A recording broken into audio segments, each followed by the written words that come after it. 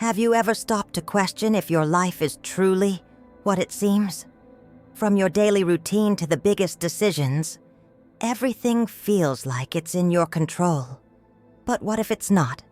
What if your entire existence was planned long before you were even born? Or, even more shocking, what if it's all just a simulation? These questions aren't new. Humanity has been wrestling with them since the dawn of philosophy. Scientists, philosophers, and spiritual thinkers have all tried to explain the nature of reality in their own ways. Often their ideas seem worlds apart. But what if, at their core, they're not so different after all? Today we're diving into a fascinating idea: that science's simulation theory and spirituality's belief in predestined life paths might be more connected than you think. This isn't just a question of reality. It's a question of what gives life its meaning. So let me ask you this. If your life is a game, are you the player or just a piece being moved? And if everything is already planned, how much power do you really have over your choices? Let's start by exploring how science explains the possibility that we're living in a simulation and how it might change the way you see everything. The idea that we might be living in a simulation gained serious attention thanks to philosopher Nick Bostrom. He proposed a mind-bending theory. If an advanced civilization could create hyper-realistic simulations, it's likely we're living in one.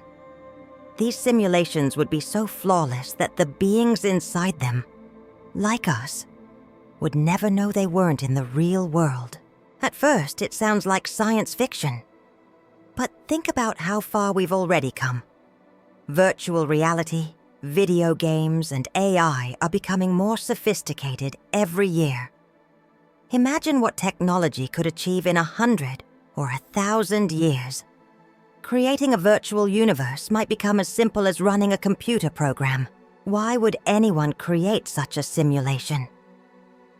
For scientists, it could be a way to study the past, test future scenarios, or explore questions that would be impossible in their own reality.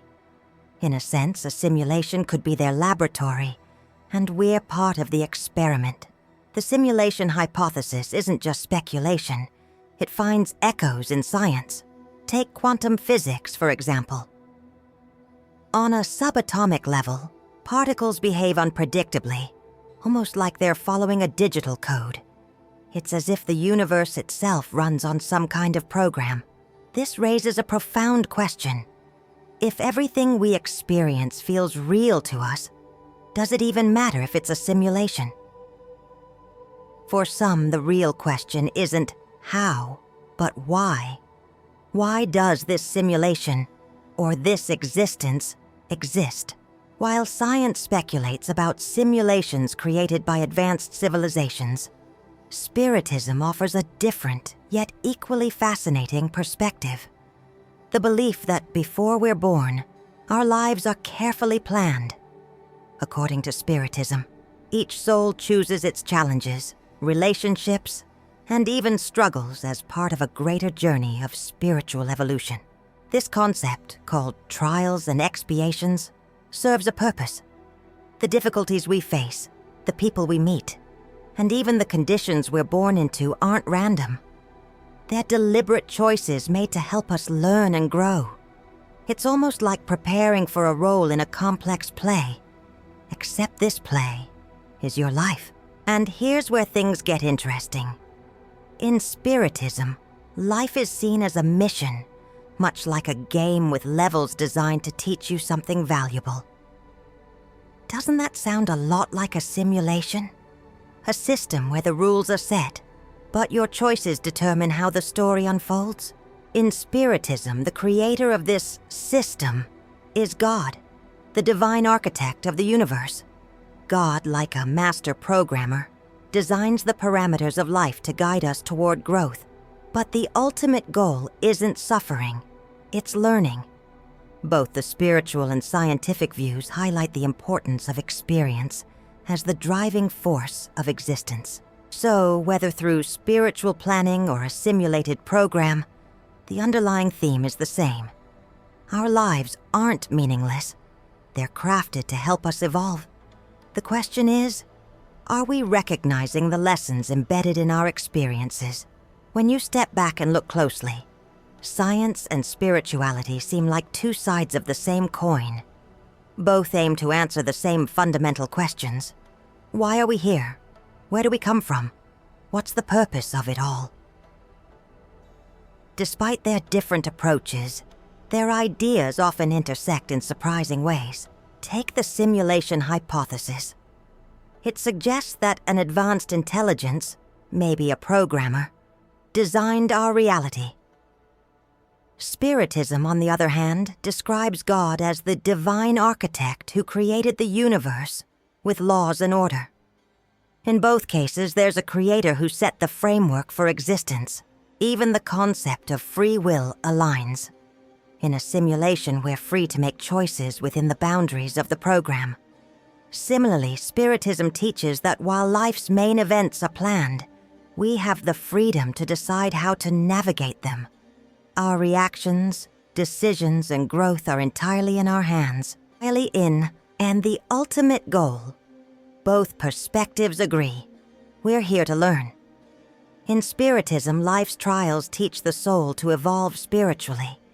In a simulated reality, we might be here to gain knowledge, test scenarios, or solve problems.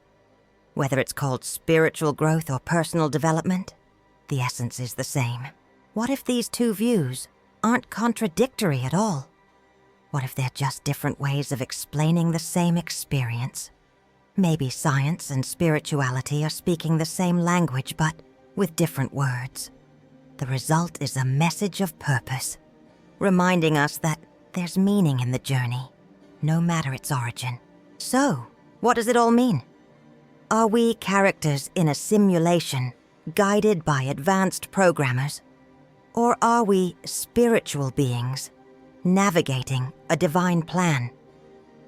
Perhaps we'll never truly know. But here's the thing. That mystery doesn't make our lives any less meaningful. If life is a simulation, the rules don't matter as much as how we play. Every decision, every relationship, every triumph and failure, these are the things that define us. Whether pre-planned or self-created, our experiences feel real because they are real to us. A nihilist might say life has no ultimate purpose, but that doesn't mean it has no value. Maybe the value lies in the stories we create, the lessons we learn, and the connections we make. After all, isn't it the journey that makes the game or life worth playing? So, let me leave you with this question. Does it really matter if we're living in a simulation or following a divine plan? What matters is how we choose to live. You are the protagonist of your story, the one who decides how to respond to the challenges and opportunities placed before you. Thank you for joining me on this journey of exploration.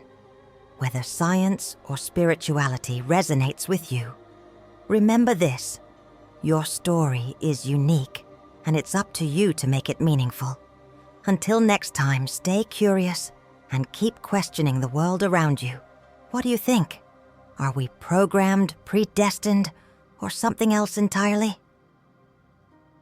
Let me know in the comments below, and don't forget to like and subscribe for more thought-provoking content.